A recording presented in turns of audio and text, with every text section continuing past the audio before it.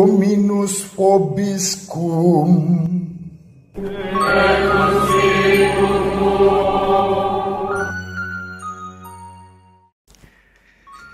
Sahabat peradaban kasih ekologis yang terkasih, selamat berjumpa dalam Renungan Harian bersama saya, Romo Alois Budi Purnomo PR, melalui channel ini. Semoga panjenengan selalu sehat, tetap semangat tanpa sambat, selalu bahagia, kebahagiaan yang bersumber dari Tuhan Allah kita. Mari kita awali perjumpaan kita dengan bersatu di dalam doa. Kita menggunakan Mazmur tanggapan pada hari ini sebagai doa kita. Dalam nama Bapa dan Putra dan Roh Kudus. Amin. Tuhan itu pengasih dan penyayang. Pujilah Tuhan, hai jiwaku, pujilah namanya yang kudus, hai segenap batinku. Pujilah Tuhan, hai jiwaku. Janganlah lupa akan segala kebaikannya. Dialah yang mengampuni segala kesalahanmu, yang menyembuhkan segala penyakitmu. Dialah yang menebus hidupmu dari liang kubur dan memahkotai engkau dengan kasih setia dan rahmat. Tuhan adalah pengasih dan penyayang, panjang sabar, dan berlimpah kasih setia. Tidak terus-menerus ia murka, dan tidak untuk selamanya ia mendendam. Setinggi langit dari bumi, demikian besarnya kasih setia Tuhan atas orang-orang yang takut akan Dia. Kemuliaan kepada Bapa dan Putra dan Roh Kudus, seperti pada permulaan, sekarang, selalu, dan sepanjang segala abad. Amin. Tuhan itu pengasih dan penyayang. Dalam nama Bapa dan Putra dan Roh Kudus. Amin. Sahabat peradaban kasih ekologis yang terkasih, mari kita baca Injil pada hari ini dari Injil Matius bab 5 ayat 53 sampai 37. Dalam khotbah di bukit, Yesus berkata, "Kalian telah mendengar apa yang disabdakan kepada nenek moyang kita. Jangan bersumpah palsu, melainkan peganglah sumpahmu di hadapan Tuhan. Tetapi aku berkata kepadamu, jangan sekali-kali bersumpah, baik demi langit, karena langit adalah tahta Allah, maupun demi bumi, karena bumi adalah tumpuan kakinya, ataupun demi Yerusalem, karena Yerusalem adalah kota Raja Agung. Jangan pula bersumpah demi kepalamu, karena engkau tidak berkuasa memutihkan atau menghitamkan sehelai rambut pun. Jika ya, hendaklah kalian katakan ya. Jika tidak, hendaklah kalian katakan tidak. Apa yang lebih daripada itu berasal dari si jahat." Demikianlah sabda Tuhan. Terpujilah Kristus. Sahabat peradaban kasih ekologis yang terkasih, mungkin ada yang bertanya-tanya, "Lu tumben Romo pakai topi segala?" Ya, ini saya diberi hadiah topi yang istimewa, karena ternyata saya lihat itu, ini tulisannya Thalia L. Ya, berarti bahasa Italia, ukurannya L, dan ada tulisan memang made in Italy, dari manapun dibuat. Ya, ini istimewa, terima kasih sudah dikirimi topi ini, maka saya pakai. Masih menunggu satu topi yang hilang yang belum kembali sampai hari ini. Topinya seperti ini, ini tiada duanya, memang ada jambulnya, bentuknya seperti ini persis, tapi ada jambul di tengah. Itu French heritage, jadi memang khas topi dari Prancis. Suatu kali saya mengenakan topi itu di Mesir pada suatu hari ketika saya ada di Mesir, di gereja tempat dulu konon dalam cerita itu diimani. Di tempat itulah Bapak Yusuf bersama Ibu Maria membawa anak-anak Yesus mengungsi ke tempat itu dan dijauhkan dari ancaman Herodes yang mau membunuh kanak-kanak Yesus. Lalu ketika berada di sana, saya mengenakan topi yang French heritage, yang khas dari Prancis. Tiba-tiba ada rombongan dari Prancis dan langsung menyapa saya dengan suara lantang. Mon père, katanya. Romo, jadi my priest, my father, mon père. Bahasa Prancisnya begitu. Dengan mengenakan topi itu langsung dikenali bahwa ini ada identitas Prancis dan dikira saya dari Prancis, lalu disapa mon père, ya, romoku. Nah, ketika di Sumatera, awal-awal saya tugas di Pematang Siantar, juga pernah itu di pasar, saya sedang pergi ke Pajak Horas. Pajak Horas itu pasar, ya, pajak itu pasar dalam bahasa Toba. Sedang mau membeli sesuatu, tiba-tiba ada yang teriak, Pastor Tai, katanya. Kaget saya, kok nggak kenal, tapi kok disapa Pastor Tai. Saya agak merah telinga saya pada waktu itu, tapi kok yang berteriak ini bukan marah, bukan menghina, wajahnya senyum, ramah, bahkan kelihatan bangga, tapi memanggil saya Pastor Tai. Lalu saya pulang ke seminari, saya bertanya pada Romo Astomo, Romo Projo Tanjung Karang. Saya tanya ke beliau adalah ekonom waktu itu, ekonom kami. Romo, tadi kok saya di pasar itu tiba-tiba ada yang berteriak Pastor Tai. Dan jawab beliau, jangankan pastor di sini, uskup pun Tai, katanya. Apa maksudnya? Ternyata kata Tai itu singkatan Pastor Hita, itu disingkat Pastor Tai. Pastor kita itu bahasa Indonesianya begitu, tapi dalam bahasa Toba diserukan Pastor Hita itu. Nah, ungkapan-ungkapan itu kemudian menjadi khas setiap daerah, setiap negara, setiap wilayah punya bahasa sendiri. Loh, apa hubungannya topi, terus ungkapan mongper, lalu Pastor Tai dengan Injil yang diwartakan pada kita pada hari ini, terutama melalui doa pembuka Mazmur Tanggapan tadi. Kita mengimani bahwa Tuhan itu pengasih dan penyayang.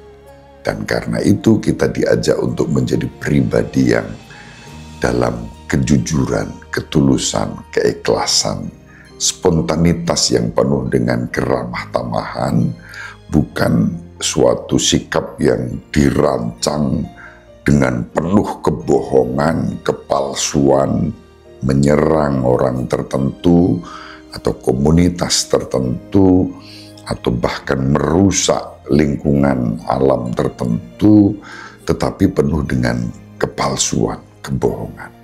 Tuhan kita Yesus Kristus mengajak kita untuk tidak bersumpah palsu. Nah, itu yang kita baca dalam Injil pada hari ini. Mari kita cek sebentar yang dikatakan Tuhan pada kita, bahwa khotbah di bukit yang merujuk pada harapan Musa yang berbicara tentang sumpah palsu itu bisa mempengaruhi siapa saja juga zaman sekarang ini. Secara khusus Tuhan kita Yesus Kristus ketika mengatakan jangan bersumpah palsu merujuk pada kitab Imamat bab 19 ayat 12, kitab Bilangan bab 30 ayat 2, dan kitab Ulangan bab 23 ayat 21. Itu suatu contoh pemenuhan dari keempat hal itu. Yang pertama adalah menggenapi larangan pembunuhan dalam kasih persaudaraan, karena membunuh itu berlawanan dengan kasih persaudaraan, termasuk membunuh karakter seseorang, membunuh karakter kelompok, komunitas. Yang kedua adalah menggenapi larangan agar orang tetap hidup dalam kemurnian, khususnya suami istri, ya, dalam konteks yang kemarin kita baca, perzinahan. Lalu yang ketiga, membatalkan konsesi Nabi Musa yang mengizinkan atau mengatur praktek perceraian, bukan karena itu kehendak Tuhan Allah, tetapi Musa memberikan karena ketegaran hati umat. Sudah kita renungkan kemarin. Dan yang keempat, menggenapi larangan sumpah palsu dengan perkataan-perkataan yang jujur. Ya, kalau sekarang ini kita sedang terus dihebohkan ya dengan kegaduan-kegaduan tentang ijazah palsu. Itu secara akal sehat anak kecil pun bisa membaca bahwa kegaduan-kegaduan itu sama sekali tidak punya kehendak yang baik. Di sana ada kepalsuan-kepalsuan yang justru dengan topeng ijazah palsu, skripsi palsu, nanti apalagi yang palsu, bukan perihalnya. Itu kata Romo Rudi, sahabat saya yang kemarin kita berjumpa di Gereja Katedral Semarang. Beliau sekarang menjadi vikep Kevikepan Semarang. Saat kami bicara tentang ijazah palsu, skripsi palsu, apa iya seperti itu, dan beliau mengatakan bukan perihalnya sebetulnya yang pokok, tetapi agenda di balik itu. Orang-orang yang melancarkan isu tentang ijazah palsu, skripsi palsu, itu punya agenda tertentu yang secara sosial politik memang harus diwaspadai. Dan saya menyebutnya sebagai hidden curriculum, ada kurikulum tersembunyi, agenda tersembunyi.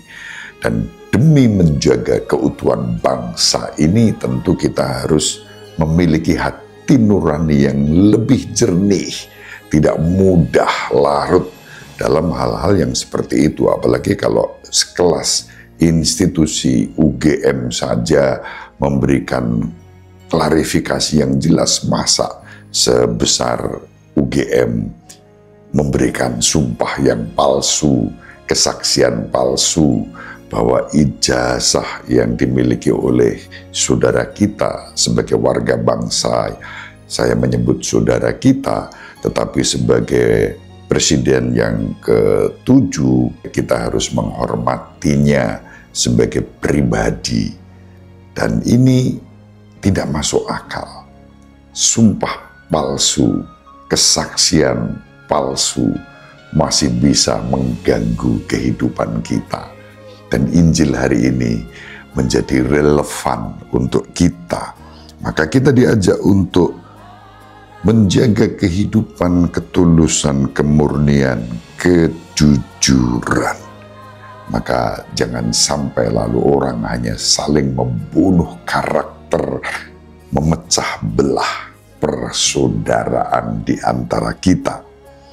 Sumpah apa yang dilarang sebetulnya? Kalau kita membaca Alkitab, kita ada buku yang berjudul yang saya pergunakan untuk mempersiapkan renungan, itu dari Alkitab Studi Katolik Ignatius, yang menjelaskan bahwa sumpah yang dilarang oleh Yesus tidak lain adalah sumpah untuk tujuan-tujuan pribadi. Jadi sumpah itu melarang sumpah untuk tujuan pribadi, namun sumpah penting di sektor publik.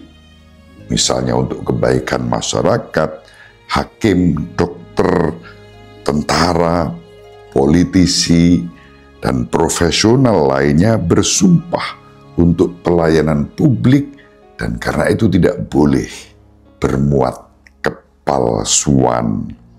Sumpah juga diucapkan untuk membuat dan membarui perjanjian. Kalau kita baca dalam surat pada umat Ibrani bab 6 ayat 13 sampai 18, pentingnya sumpah, maka tidak boleh dipalsukan.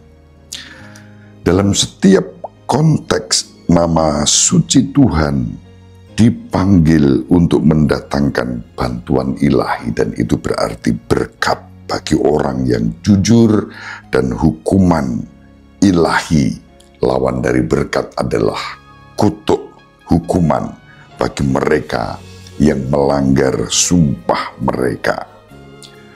Sahabat peradaban kasih ekologis yang terkasih, pada zaman Yesus praktik sumpah merupakan sesuatu yang salah penanganan.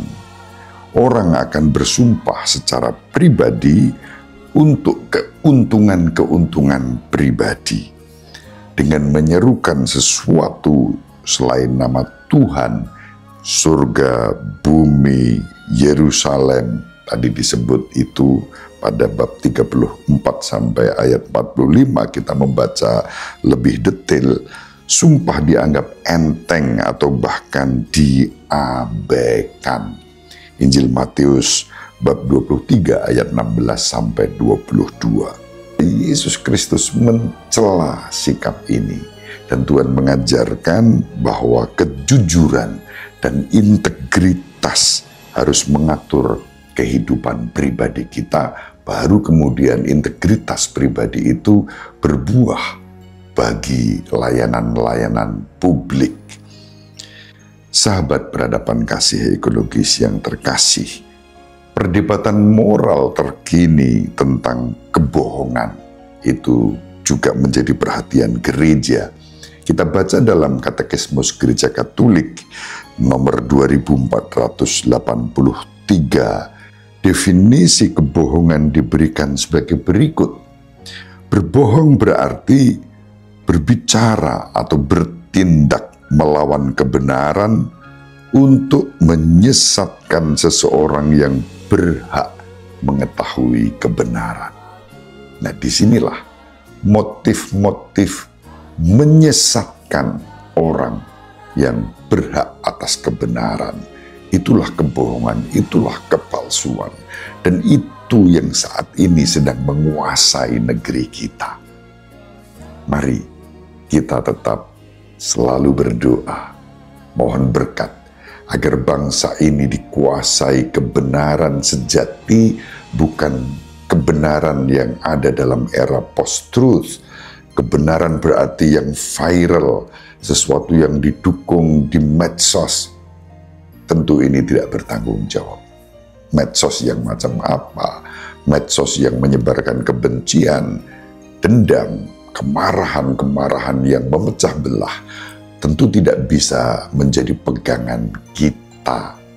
Mari kita kembali pada komunikasi sosial yang baik, yang mewartakan evangelium.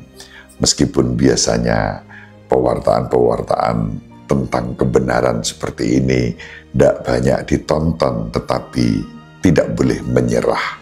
Tetap kita mewartakan kabar sukacita, bukan kepalsuan. Semoga bermanfaat. Ibu Maria dan Bapak Yosef selalu mendoakan kita, sahabat peradaban kasih ekologis yang terkasih, bersama seluruh anggota keluarga dimanapun berada, dibimbing, dilindungi, dan diberkati oleh Allah yang Maha Kuasa, Bapa dan Putra dan Roh Kudus. Amin. Terima kasih. Salam sehat, tetap semangat tanpa sambat, selalu bahagia. Kebahagiaan yang bersumber dari Tuhan Allah kita. Salve, shalom, salam sejahtera, berkah dalam.